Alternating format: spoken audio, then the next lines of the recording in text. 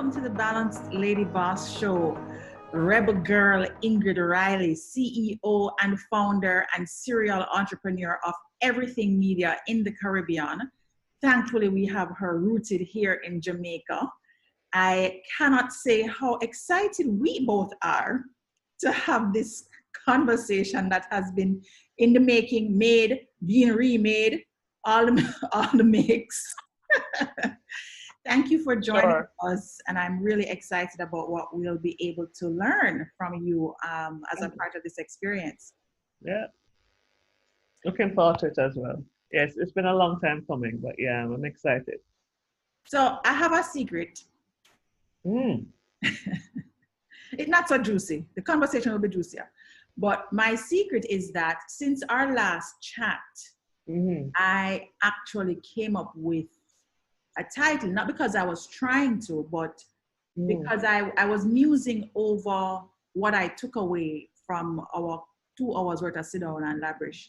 And what came up for me was the quest for peace of mind and a blissful life. Absolutely. This is the first time I've actually had the title for the episode before the episode even take place. That's beautiful. That is beautiful. That's why I say everything happened for a reason. And I told you after the conversation after that we had when we did not hit record for that one, and I told you what my takeaway was. Yeah. And that's that you allowed me to see something about this whole thing about love relationships and all that in a very different light, and that I was kind of thinking about it a little bit too black and white, and so now I'm existing in the shades of gray, and I think I'm happier for it. So everything happened for a reason, yeah. Nice. Everything happened for a reason.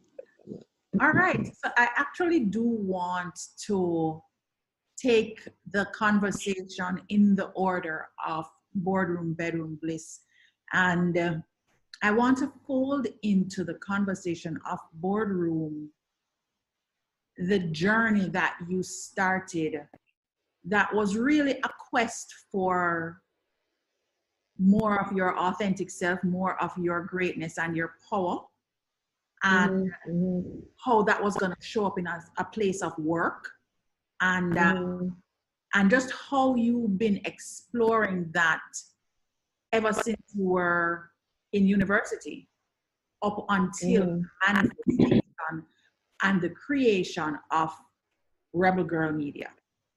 Well, where do I start? Where do I begin?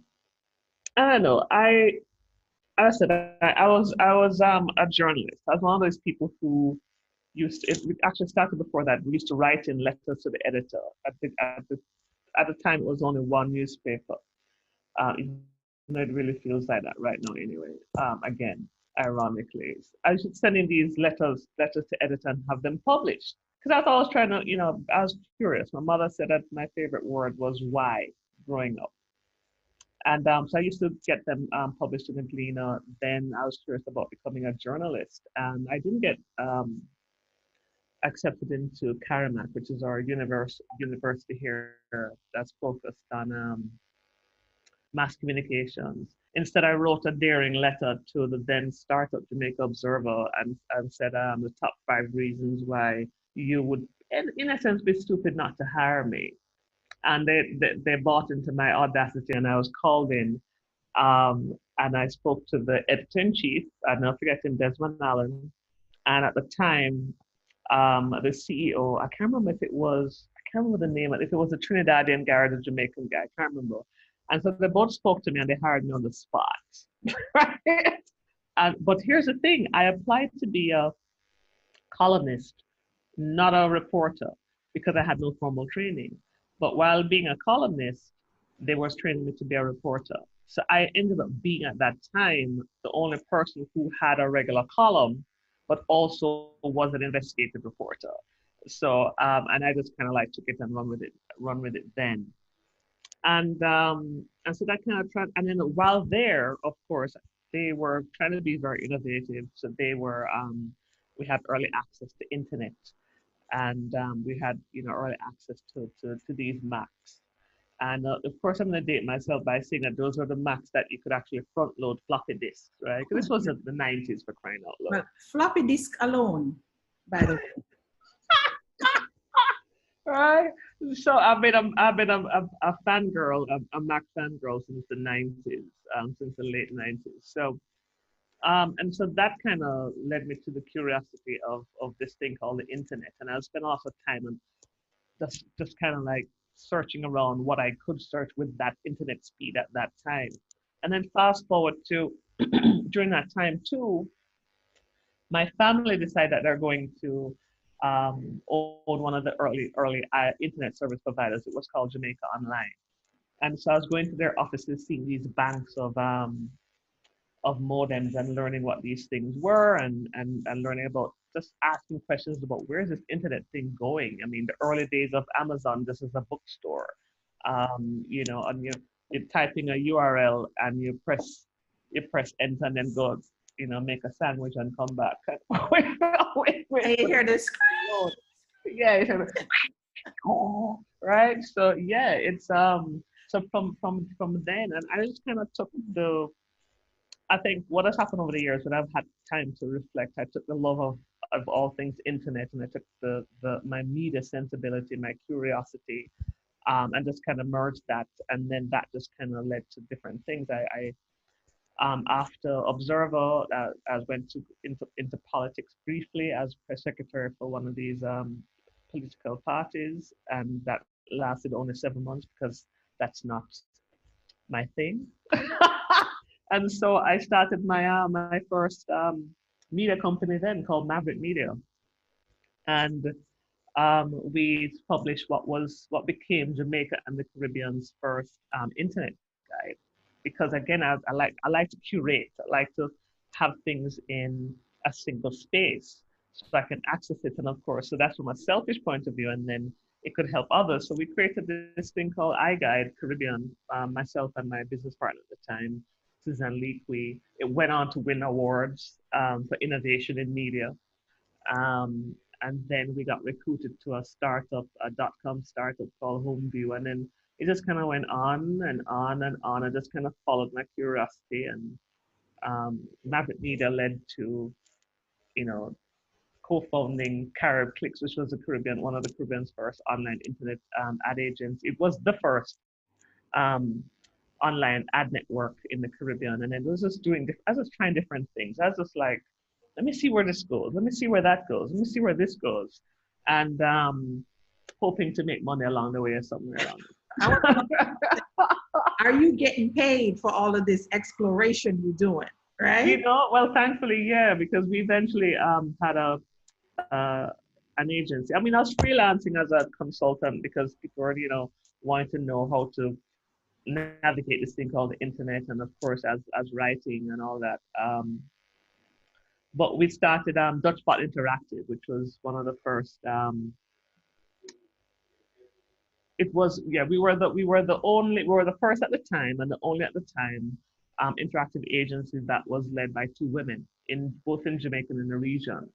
And so we kind of made our name for ourselves. And then we had an office, we had a team of 7, and we were helping the early adopting Jamaican companies to get into things like email marketing and blogging and advertising online and stuff like that, and trying to figure out what this internet thing would mean for their business and competition and all that kind of stuff. So that's how we made money at the time. While we explored and getting to a whole bunch of other things, but yeah. I think what I like about your story, well, a couple of things. One of the things that I picked up is just curiosity and openness. So I think curiosity doesn't happen if you're not open, right? Yeah, and I think you're definitely open in the first instance because you were stepping into a field that you clearly were drawn to. Mm-hmm. And then that was just being expanded for you through, being introduced to being a reporter, which, I imagine that the training for that is very specific in university, right? Mm-hmm. So I love that. And I also really like that you were following what I like to call the universal breadcrumbs. You know, when you see things serendipitously, quote unquote coincidence, although coincidence doesn't exist, serendipitously kind of present itself to you, and so you move towards that which gets presented, right? Yeah. And it's in other people's eyes that would be considered to be reckless, or Rebellious. rebellious, stupid. Like, how are you gonna make money from that, right? Or what are you really gonna do that? Because it's not something that everybody understood, and that was okay. But I literally was following my curiosity. I literally was following my gut, and trusting that somehow. I mean, I don't think I had a big philosophical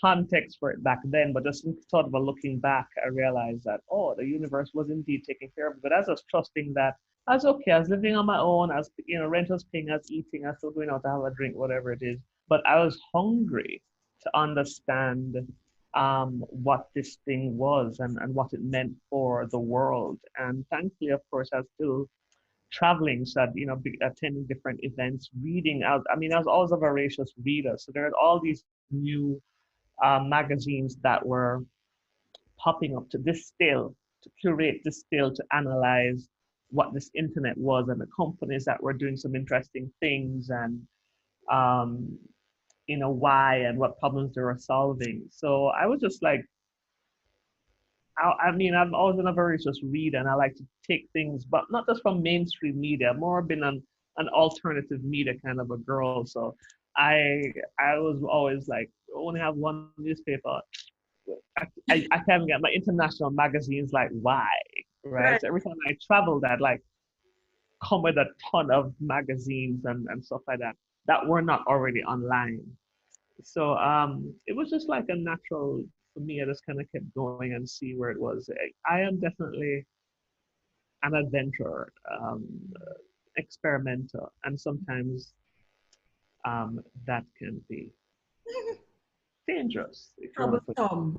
That can be it. troublesome. It can be troublesome, not dangerous. Troublesome. That's the word. Um, Yeah.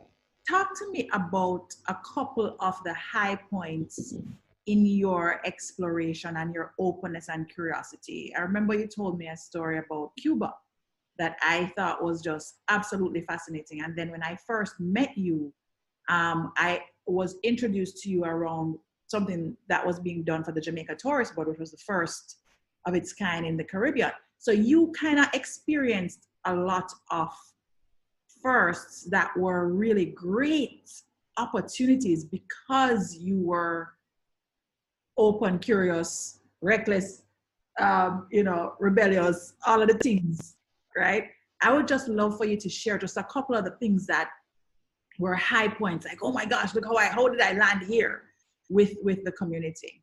It's I didn't really, of course, set out to be the first of anything. I literally was just simply going about doing my thing. So I can tell you, Stacey, I didn't really sit down until my body told me to sit down, and I was like reflecting on all the things that I'd done. Because for me, I was just having too much fun. I was just having a shit ton of fun, and I was like, what? So we created the first internet guide for the Jamaican and Caribbean called iGuide Caribbean. We were as involved with the first online ad network called Carrot Clicks, as involved with at the time this first internet startup that was focused on um, creating and curating emerging market content. Even we were doing video and audio back then. I was involved with this company called CaribbeanMassive.com, which was pre-Facebook, which was an online community um, that was trying to bring the Caribbean and the Caribbean diaspora in a single space online as well. And I don't remember the Cuba story though, to be really honest. It was an amazing interview that you managed to get. Oh, no, not Cuba. It was Haiti. It was Haiti, Haiti. right? Yeah, that was, yeah. I was trying to be I was heavily inspired by Christian Amanpour from CNN. So she was a war correspondent and going into interesting places and putting herself in danger. And I thought, oh my goodness, I totally love this. Indulge my sense of adventure. And when I was at the Observer, I got bored very easily just covering a local beat. And I was like, oh, but let's go Caribbean and, expand whatever. So I pitched to them. At the time, Haiti was going through a transition. They were decided going to have the first, I think, democratic elections to elect its president. And so I pitched to them why they should send me, and how it's going to benefit and broaden the scope of the editorial of the newspaper. And so they bought it. And so I had a friend there called Rochille Francois, who worked at Radio Metropole. And so I went there, and and we had a boring old time. It was boring as fuck. And I thought I'd been tucking and rolling, and we're having to wear, protective vests and in the back of a van, with soldiers and all of that. I mean, the most dangerous thing that happened was that the hotel I was staying at, I had to basically push the bed up close to the door and sleep with one foot on the door because I wasn't sure if the locks weren't working too very well. And I was a woman, and I was like, I took self-defense and all, but this is like new territory for me. So I literally slept with one foot on the door. That's as much excitement as I got. I mean, we're on in terms of my adventure level. But the piece de resistance was when I got to meet and interview Jean-Bertrand Aristide himself in the palace, and I still have the pictures. And I got that exclusive because of my friend Rochelle Francois. And so I stayed in a cafe in this hotel and filed that report to the Observer. They were like, what? I was like, yes. So those are some of the things that I really enjoy. Because I'm very competitive too, yeah? I mean, I seem very chill, but I can be a little bit competitive.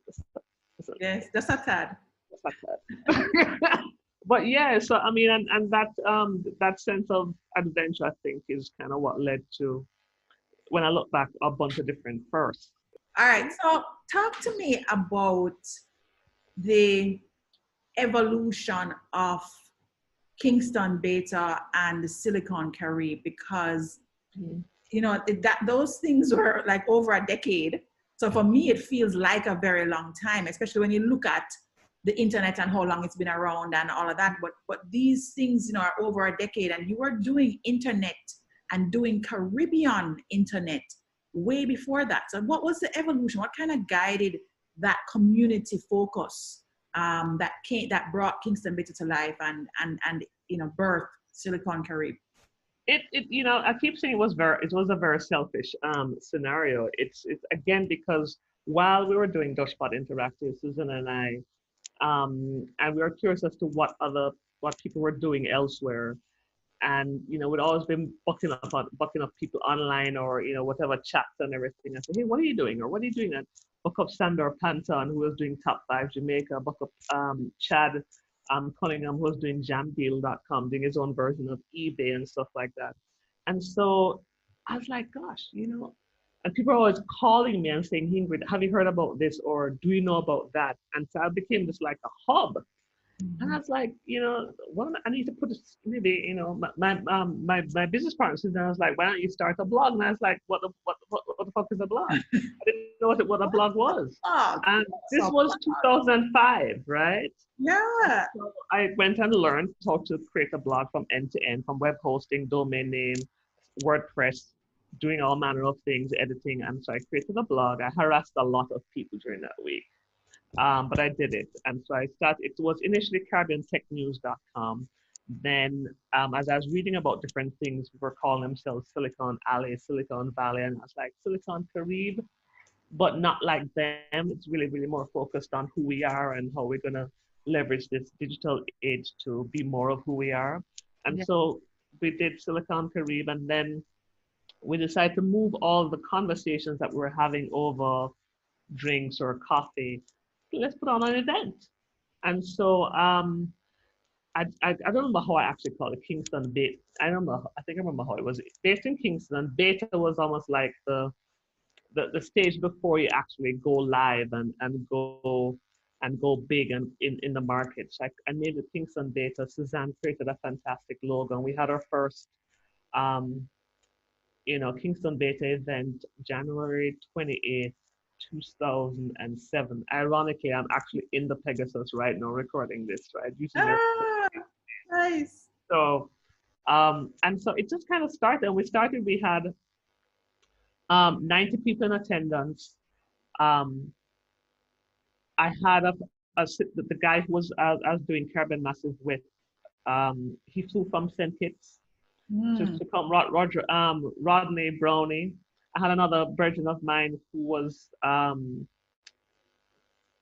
every time I think about him, because he died early this year, Uh, Mark Allen. yes, Um, I actually think I Brilliant. saw your post about that. Yeah, Yeah. brilliant, brilliant. He and his business partner were scooped up by these Hong Kong investors, and so they're the one of the people who were doing flash development and flash technology using to do a whole bunch of different things, multimedia. And so he beamed in from Vietnam, and then we had Sandor Panton and and so they formed the first speakers for what was Kingston Beta. And what all it basically do was a sharing. This is what I'm doing now. This is what I'm thinking about. This is what I think is to come. And there are other people who are in there to hear that, but they're also meeting other people who are doing some stuff. And so they said, hey, Ingrid is going to be the next one. I was like, what? I I was Ah, just thinking about doing one though. And so I never forget it. We've done a couple of them, maybe like every other month or something like that. And never forget, I say, I have things to do. I have a business to run and all that. right. And we're doing the blog, I'm updating the blog and everything.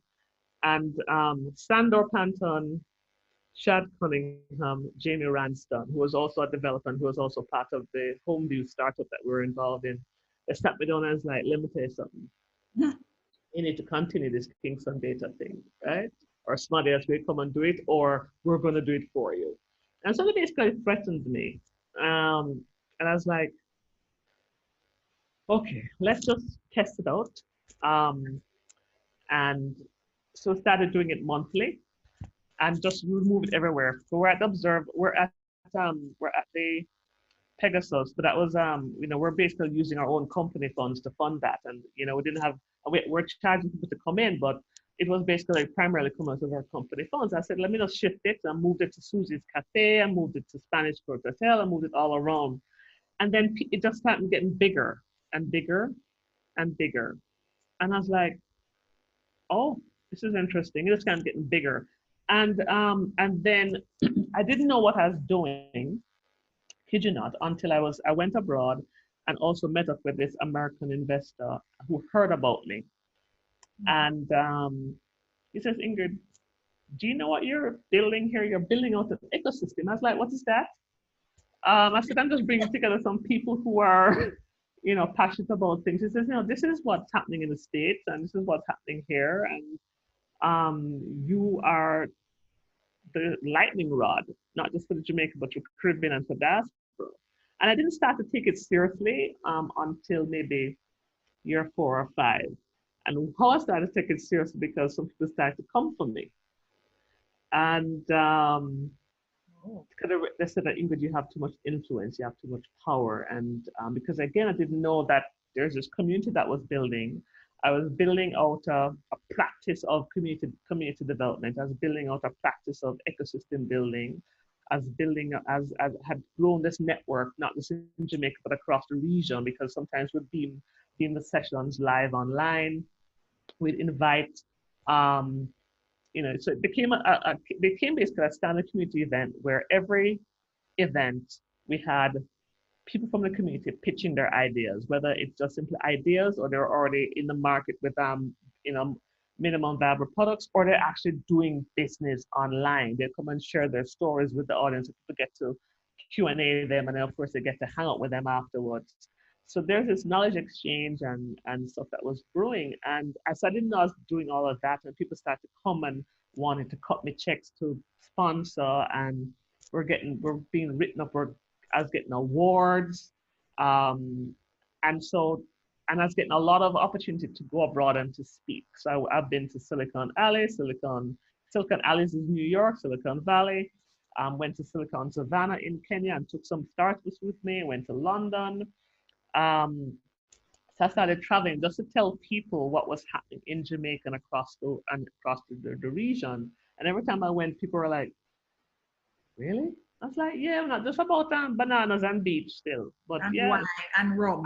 and rum. You know, it's not a place where you just vacation. We think and we do as well. And so and I kid you not, 10 years flew by. I didn't stop Kingston Beta until I was forced to because I'd fallen out a little bit of love out, a little bit of a love with the process. I was burnt out again for the second time because not just was I doing Kingston Beta, then I went on to do Caribbean Beta, which was the first Caribbean tech entrepreneurship conference. Brought people from Silicon Valley and Silicon Alley. We brought in teams from 10 Caribbean countries to pitch. Um, Brought in judges from Silicon Alley as well. And so I was doing that, and I went on to do other events because I realized that I like gathering, I like bringing people together. Yeah. I like to see when people are in a room and the magic happens. People's brains are blown because they learned something new or they met somebody who is behind a particular domain name that they've been following, or they get to ask a question. I mean, it was for me pure joy. And so because of all that, as advising government ministers, as speaking to international development people, I was, talking to investors who want to see who's the best to invest. So it became a lot. And at this time, I was also trying to have a business and make money because doing this stuff was fun for me. And US were making some money from sponsorship, but I never saw it as a business. Yeah. For me, it was I'm having a shit ton of fun with my people. Yay, let's do this. So yeah, I did it at 11. Sorry, at year 11 in 2018, I stopped it because I realized that um, I had lost myself a little bit, Mm. and I'd put everyone and everything else um, before me. And there's no precedence, so there's not. I couldn't find anybody. Nobody else was doing that, so I couldn't go to them and say, "Hey, how do I convert all of this to a business? How do I convert all of this to keep doing this in a sustainable way? Because I really enjoy it."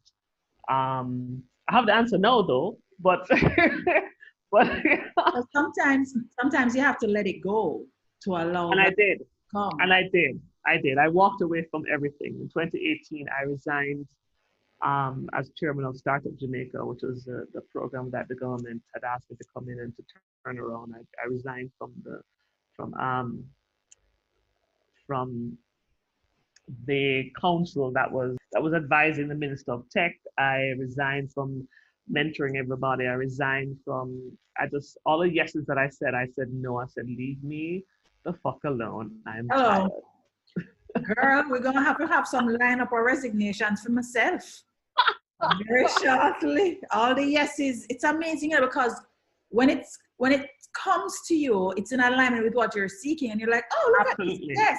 Oh my gosh, Absolutely. yes. And then you Absolutely. get to a point and you're like, oh no, no, no. Right? Because what happened to me is that I lost my way because I was doing other things than the core of what I love to do. And I have no regrets, by the way. In hindsight, and having to take a year off to go travel and hang out with my friends and rest and have sex semi regularly again and those kind of things. I realized that I strayed away from my core. Mm-hmm. And while I regret nothing because what it has allowed me to do, because I've gone up so many streets, I have built amazing knowledge, amazing network, amazing amount of social capital and currency. Um, I couldn't believe it. Where was I? I was in New York in 2018 attending an art event. And somebody says, "Hey, hi, Miss Riley." And I was like, "Really? I came here to rest though." I said, "Hi, how are you?" He says, "I know you don't know me, but you know my friend who, is part of this startup and they pitched at your event and you are just amazing. I just want to say hi." And I said, "Thank you so much. I appreciate you, man." And then I moved on because I don't take those things for granted at all. I don't, but I just like, I was in my flip flop jeans and a tear up t shirt and just kind of chilling, right? And I was like, just being as incognito as I could be and just chilling. So it's like, nobody in Brooklyn, New York knows me right now. This is a beautiful thing. That whole thing of being anonymous is beautiful. And then someone comes to say, "Well, Miss Riley," I was like, Yes, and it's the hi. You don't know me. yeah. And but in hindsight, I am grateful for everything of every bit of that. But yes, I strayed away from my core. And so in taking a break, I could reflect because I didn't really start to chronicle all these firsts. I didn't really see them because it was not something that I was seeking. It was just stuff simply I was just doing because I was having a shit ton of fun. Yeah. And but I had to get real because my bank account got real with me, my body got very real with me, my mind got very real with me. My friends was like, hello. I lost my mother during that time. I didn't even take the time to grieve properly. My 6 year relationship was already tumultuous, and that ended. And so I didn't have time to grieve because I threw myself into work. So when I took that sabbatical in 2018, I had to sit with myself and face all of that. So I felt I sat down and faced all the good stuff and realized, oh, well, girl, you did some really cool shit, Yeah. right? And started to literally chronicle it. And I said, okay, well, how do I take the good stuff, take the wisdom from all the bad stuff, and move forward? And so that's where I am now, thankfully.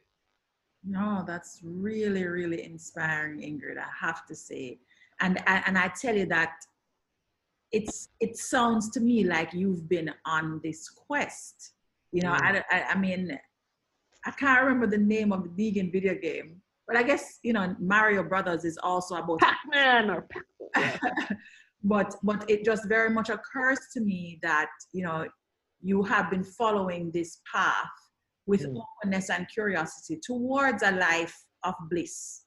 mm, And probably the part that didn't really get the focus was the peace of mind and the self-love and care. That part kind of just took a backseat while you were adventuring. And I mm, think also the lessons learned as a part of the adventuring served you when got came face to face with, okay, I need time for me. mm, Life has happened, and shit that hurts has happened, and I now need to be on a quest for my authentic self. Where am I now before I go back into, or maybe even while I am adventuring, but in a different way? yeah, yeah. Without question, because during that time when I was going through, I knew I was entering as on a second burnout. Because the first burnout I just simply solved by going to the grill for a long week, right?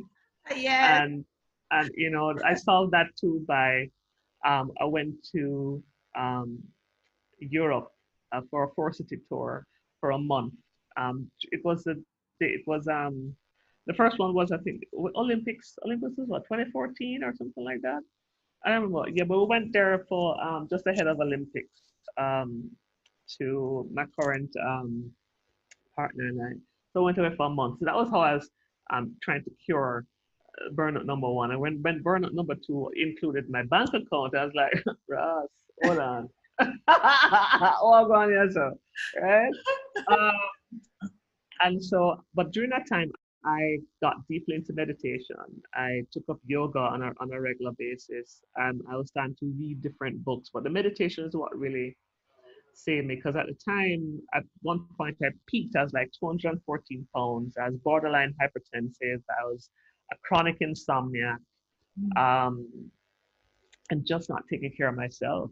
And so all those things kind of came to roost, but it led me to meditation, it led me to yoga, it led me to asking different questions. It led me to flip the funnel and learn this thing about putting myself first and filling up my own cup, and then moving from that place of fulfillment. And ask myself, I had to ask myself why I was doing all of these things. I had to check my own ego. I had to check to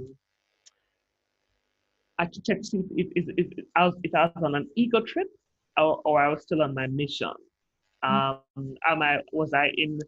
I realized that I also had a little bit of what they call a savior complex, which I learned from my mother, and from these women who believed that they should take on the burden of the world.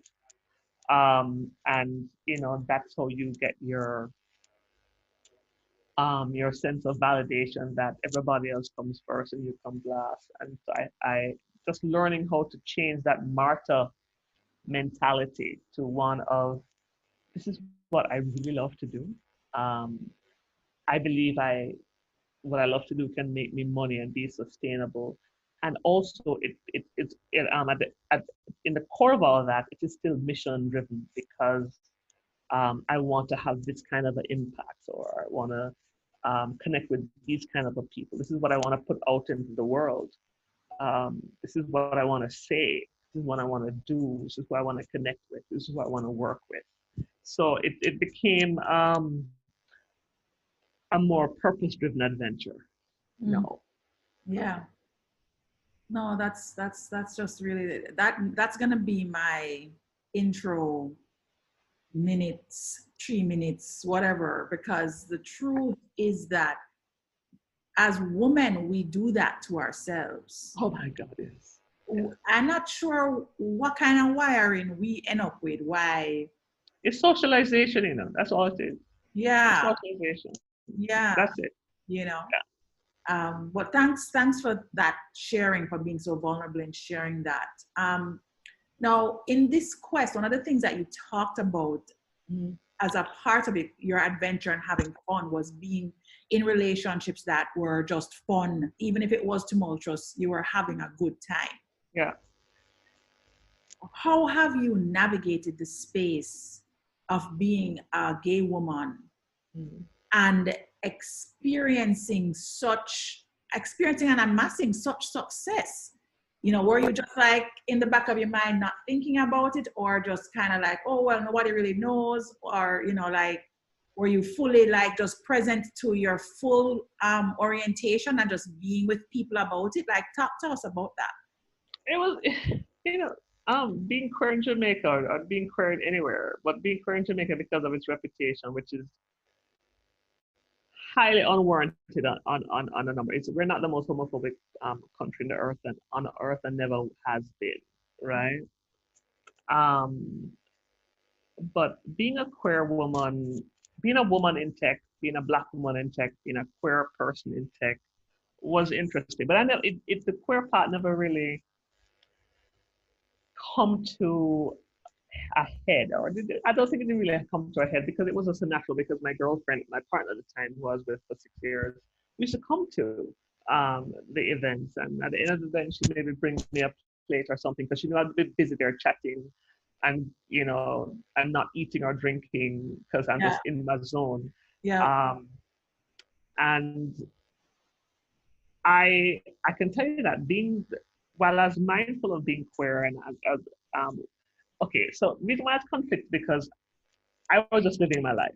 I'm a very, confident, bold woman that's doing my thing, and you'd really have to have cataracts. When I walk into a room, you really have to have cataracts to say, is she straight or queer? We have to have cataracts to not realize, no, no, yeah, Um, so there's a part of me that was confident and bold, and very accepting of who I am and who I am. I was born to love and choose to love. And there's a part of me that I think also sort of held me back as well, to be even more bold and more adventurous.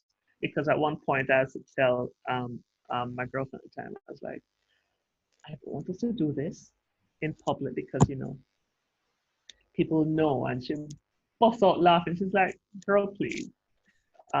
Everybody know already, right? It ain't a secret. It's not a secret, boo. That bitch is not a secret. It's not a secret. But here's the thing. I always come back to this. Before getting into doing tech events, I used to do queer events. That's how I got my start in events. Again, it came from a very selfish place because even though I had the ability, thankfully, to travel to Miami because I had friends who lived in Miami. So like, me and Marlon would always book up, head to Miami to go hang out with our other friend Kevin, and to go paint South Beach red, white and blue, black, green, and gold, right? And so I spent my 20s doing and 30s doing that. But there's no space in Jamaica that was like that. It's like, but why? So I went and created Halo, which started its first. I did my first queer party in the hills of Uptown, in the hills of Kingston, and just invited a couple hundred people. And just a few friends. Just a few friends and the friends of friends, because I did it with two other guys, and we ended up having a regular Friday, Saturday night club in the hills of Norbrook, Kingston. Ironically, on a road that we later found out was called Rainbow Way. Yeah. We couldn't make this up. I couldn't make this shit up. I swear to God. And and it was again ironically right around the corner from one member of the entertainment industry that really don't take too kindly to us queer folk, Mr. Bounty Killer. But he never really moved into that space. So I came from I was having like queer events before I even started doing tech events because again it was from a selfish need of bringing people together, and because I wanted that space and I knew other people wanted that space, and so I said, let me just do it. That made money though. Oh, okay. But anyway, but the whole thing of, so at some point, because I was getting a lot of attention, I was in the newspaper a lot, I was on, in the media a lot, I was traveling a lot, I was getting not just Jamaican awards, but Caribbean awards and international awards. I was speaking all over the place. I became very very conscious at some point, very self-conscious, wondering if people found out that I was queer, would it diminish my achievements? Would they dismiss me? And so I think that was partly the reason why I stayed in that 6-year relationship that really shouldn't have happened, because it was safe, but it was also something that hurt me a lot. I look at it in hindsight, but I learned from it, and I know the purpose of that relationship now. So now that I've, if you want to call it, come home to myself in a very big way, I really couldn't give a flying fuck. If people know or accept or tolerate or whatever it is it's called these days that I'm queer. It is what it is, and I am who I am. And I think that acceptance has come through, and that level of, I don't give a fuckness has come through because I've gone through all of that. And also because my core friends are bold, achieving, wonderful, kind, generous, amazing human beings. One of my best friends, Marlon James, came out to the New York Times, and my name was in there. And so he says, "Are you sure you're okay?" I was like, "Bitch, please." Again, if you'd have to have cataracts. But all my friends are doing different things, and I think because of my core group of friends who are just living their lives boldly and apologetically. I'm not saying that it has not been a journey for them too, because it had been, but it just got to this place in their lives. When you hit your 40s, you're like, I call it the decade of fuck you ability. You get that place of Yes, I think I'm fully in that experience Yeah, right now. I think I yeah. really You just kind of like, I'm just gonna really kind of dig in and live life on my own terms, um, am. and allow the chips to fall where they may, because we know that at the end of the day, whether you're standing, sitting, lying down, or whatever, people are gonna talk. People are Yeah, gonna have their opinions. People are going to like you, not like you, yeah, support you, not support you. So might as well live your life as authentically, as boldly, um, from the inside out, yeah. because we're here for a time and Mm. might as well we do it our way. Yes, no. Oh my gosh. Can I just tell you my gems are gonna just be awesome coming out of this because I do a reflections episode, a monologue, Ah, and I just talk about the things I picked up and what something that came up for me. A couple of things. First of all, I absolutely love you as your authentic self. thank you. Yes, I would have had to have cataracts when I met you. How much years ago now? Okay.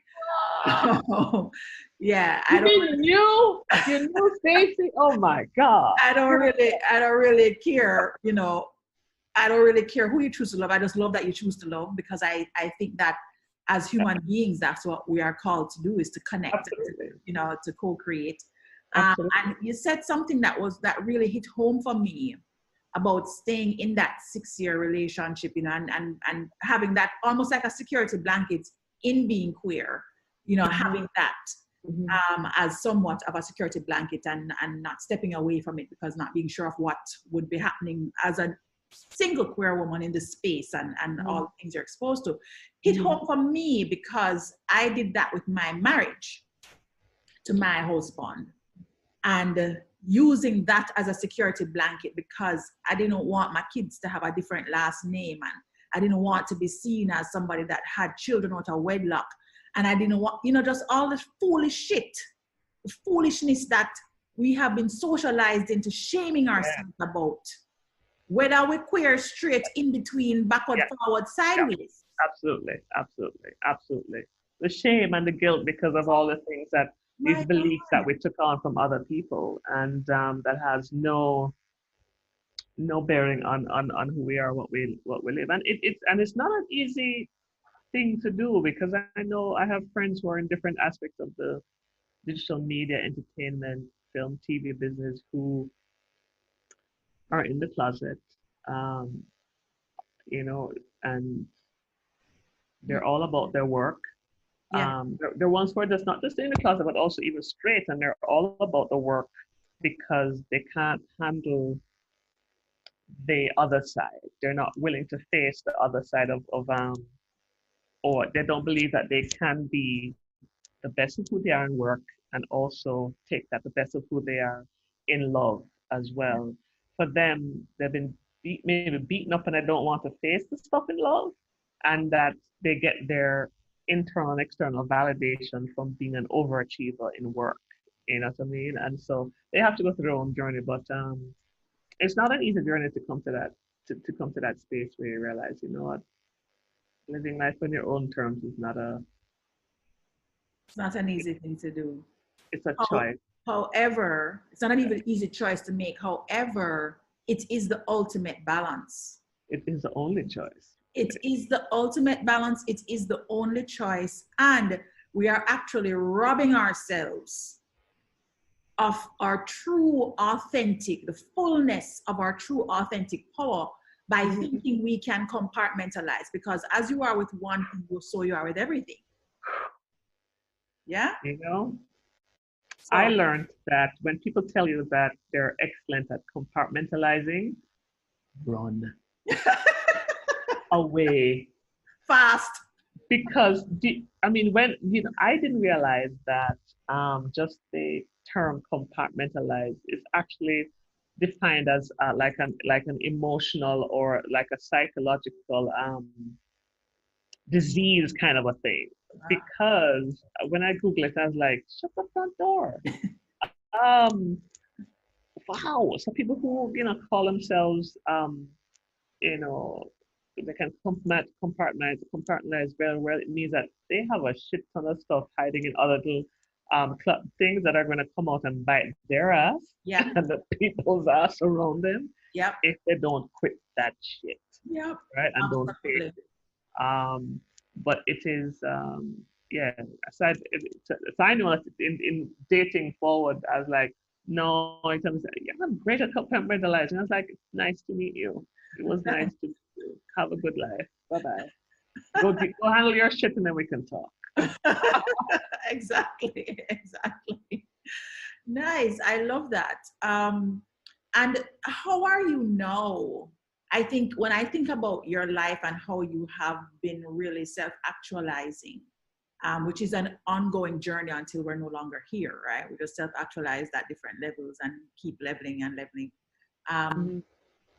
how did the sabbatical play into accessing peace of mind and more bliss for you? And how did that state of peace of mind and maybe just more ease and acceptance help you to unearth Rebel Girl Media? Well, um, as I said, I stopped everything in 2017, 2018, and removed myself from all responsibilities. The only responsibility I had was to take care of myself. And I went into what I call truly the dark night of the soul. I got depressed. You know, I just, I just lost. I fell out of love with life. I fell out of love with my business. I fell out of love with my industry. I just was just there, and thankfully, I have close friends who knew me, because my inner circle all know me since we're all in high school, since we're in teenagers, or at least maybe know for the last 20 years, so they know who I am, and so. My best friend Marlon, so I don't really like how you look. I don't like how you sound. So when it comes, I just moved to New York. Come spend some time. I say, yeah, man, I'm so come. And he's like, here we go again. Stay on the phone. And he bought me a ticket to New York. So I literally it was like we're on the phone like Monday, Tuesday, I was in New York by the Saturday. Wow. Right? And I knew I needed it.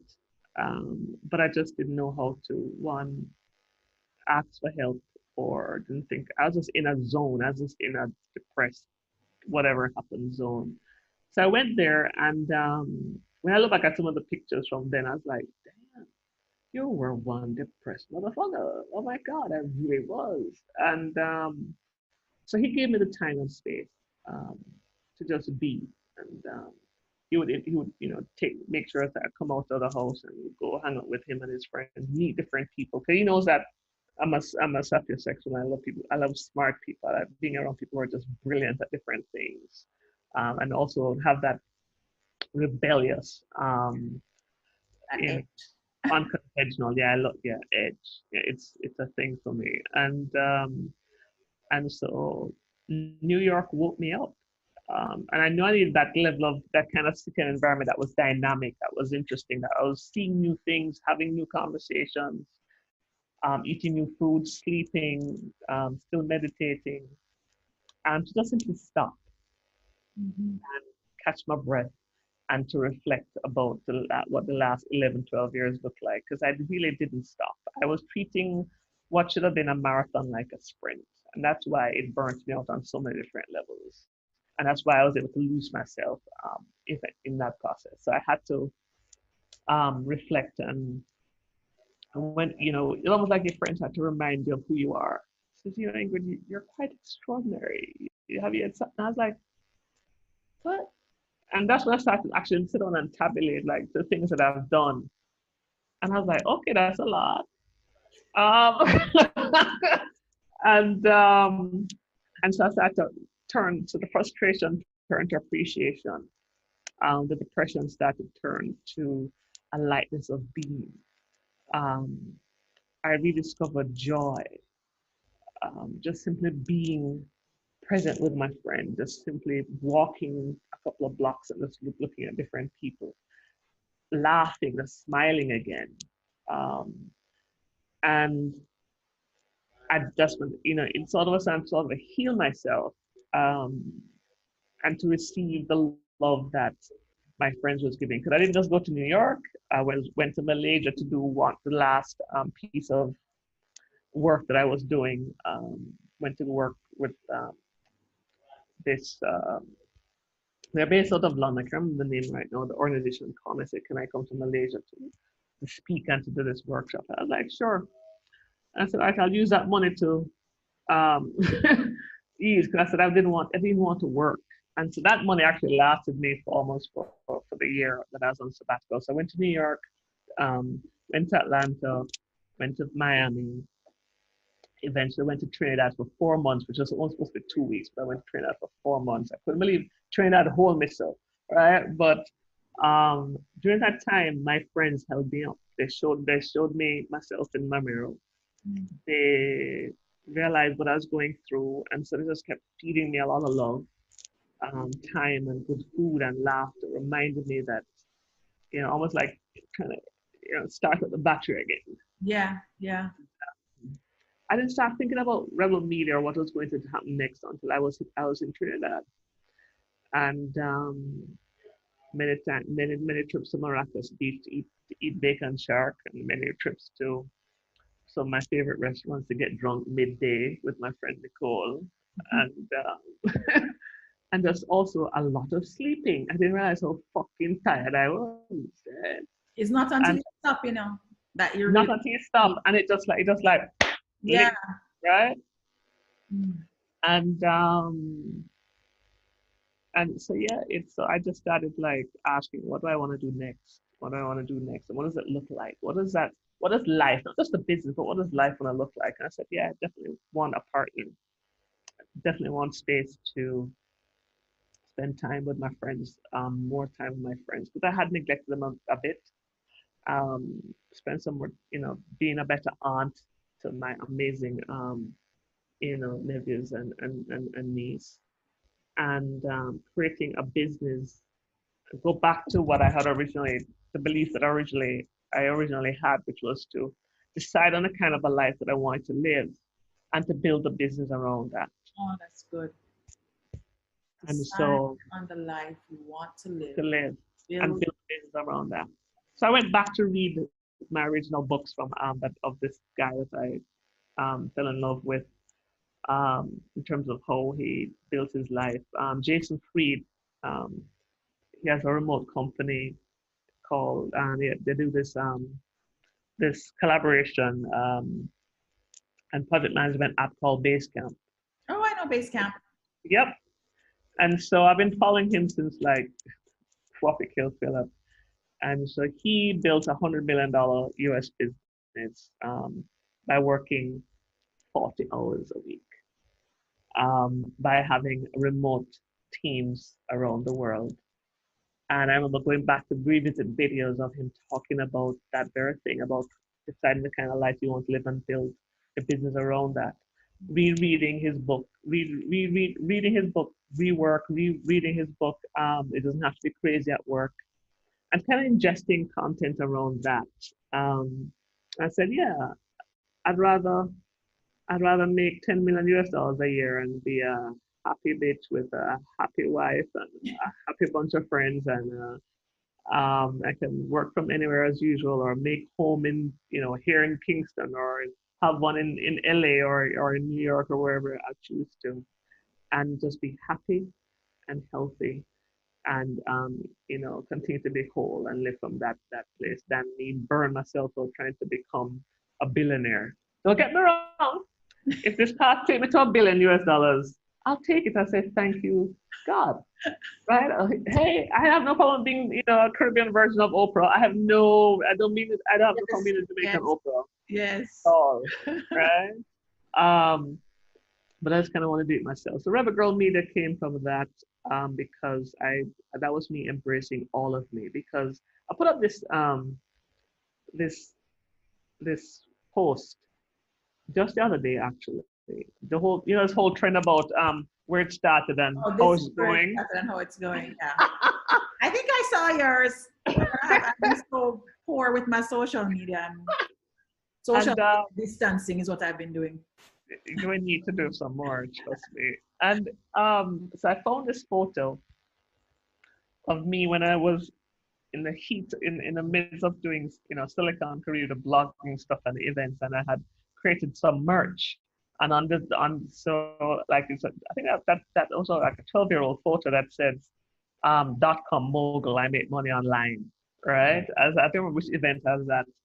And then I put it beside a photo of me in with all my Ingridness at this stage. Me in full black on a stool, giving all of that alpha female, queer as fuck, media mogul energy, right? And so I wrote this like, 12 years ago, me not being all of myself and now unapologetic as fuck.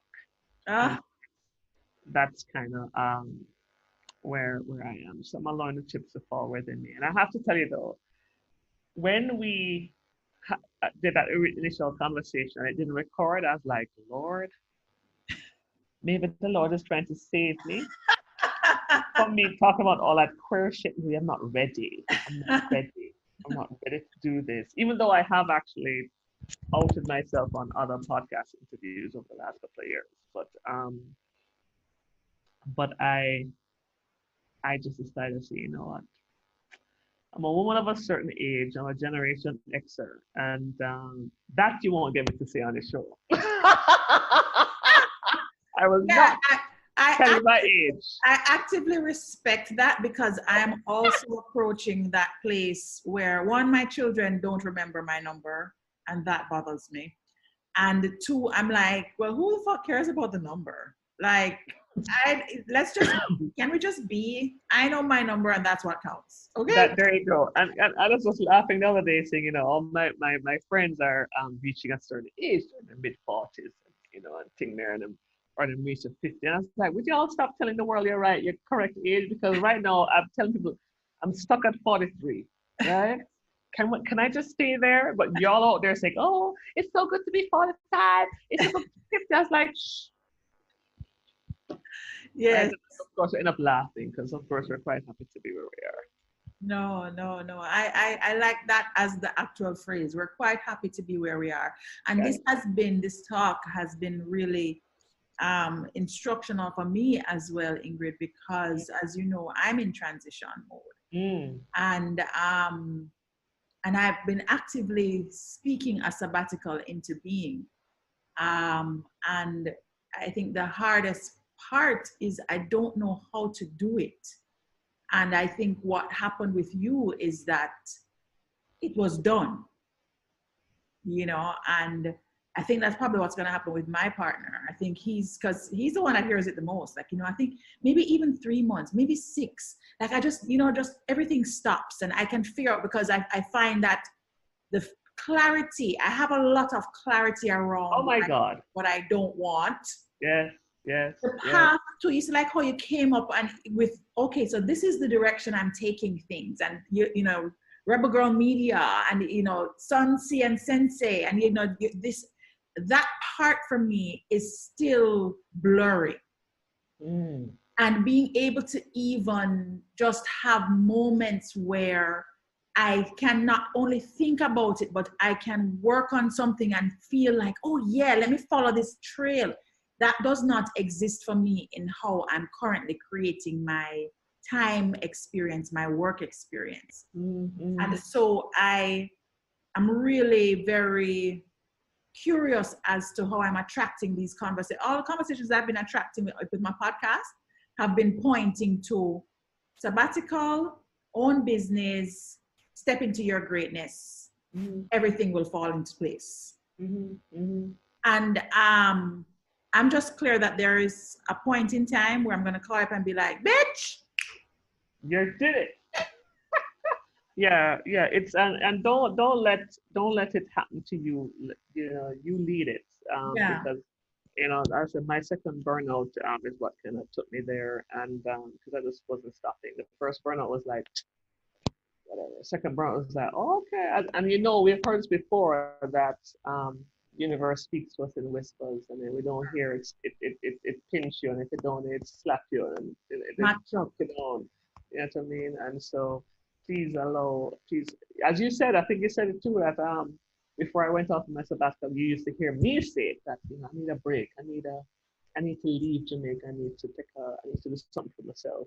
Yep. And when you start to say it over and over and over and over Over and and over again, over. Yeah, man. it's time to go. But there's nothing like sweet clarity. Mm. Um, when you have that clarity, and I said, yeah, Rebel Girl Media, this is what I want to do. I want to focus on creating content and immersive events that change the narrative about the Caribbean and show this to ourselves as Caribbean people and show this new Caribbean beyond the beach to ourselves and to the world, and do it in different niches, not just tech, but also in cannabis and other things, other media brands and events that we're going to be rolling out. And I decided I'm going to do it. Again, I had, and it's amazing how sometimes bad habits sometimes try to come and knock on your door again after you've created new habits. And I was like, I was creating the next, what the next 12 months are going to look like. And I was like, piling up things in there. Wally. Way of things, and I started working it and I started to feel overwhelmed. I was like, hold on. You say you're going to pace yourself. And so literally, I kid you not, still to this day, Stacey, I have to be retraining myself how to not necessarily work every weekend. Yeah. And literally like do nothing, or I'm just going to the beach, I'm going to the cafe to sit down, even within a pandemic, or even just train myself to do nothing but even just watch Netflix or read.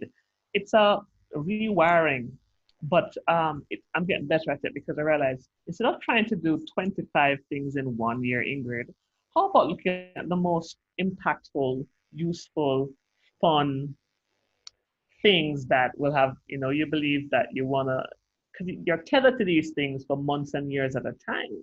Yeah. So why don't you focus on the things that will bring you the most joy, or you believe you want to put out there, and most impact, most useful that you can be, and maybe reduce that 25 to 5. Yeah. Because again, it's a marathon. This is what you want to do for the next 10 or 15 or whatever year. So think of it like that. You don't have to cram everything into year one. You really Or month one. or month one, right?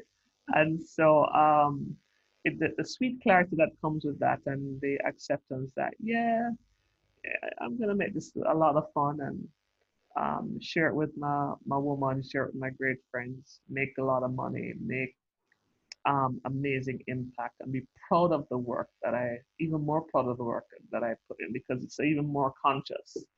It's even more conscious and deliberate choices Yeah. about how I spend my time.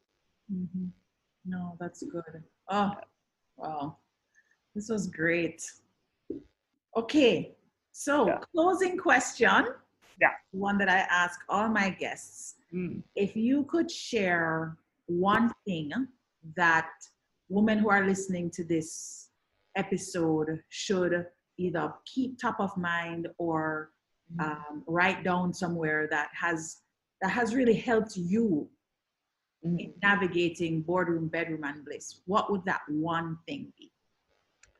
Um, Practice stillness, whether you want to call it stillness, mindfulness, meditation, because you have to, whether you believe it or accept it, wherever you are right now, that the best way to live your life is from the inside out. Mm. And it comes from listening to what you want, um, who you are, who you want to become. I'm just asking the questions from the inside out, like, what do I want to do? Who do I want to become? Who I want to, listen to that, and trust what you hear, and then act on it, regardless of what anybody else is saying. Mm. Because when you are super clear, um, and you really can lead your life, not just your business, from the inside out, it's the sweetest thing. Oh, that's good. Oh gosh, I think this was therapy for me. So, This was a Stacy therapy session. Oh, thank you so much, Ingrid. This was really, really exceptional. Just very open, very vulnerable, very raw, just very rebel, just I love it, all of it. Thanks for sharing and for being a part of my circle. Thank you so much for being a part of my circle and for sharing yourself and your knowledge with me, both personally and professionally. And I look forward to so many more adventures where we get to connect and do stuff together. Absolutely. I appreciate the space. It's a safe and beautiful and open space to simply be. So I appreciate that. And I'm really thankful for our conversation today. Awesome.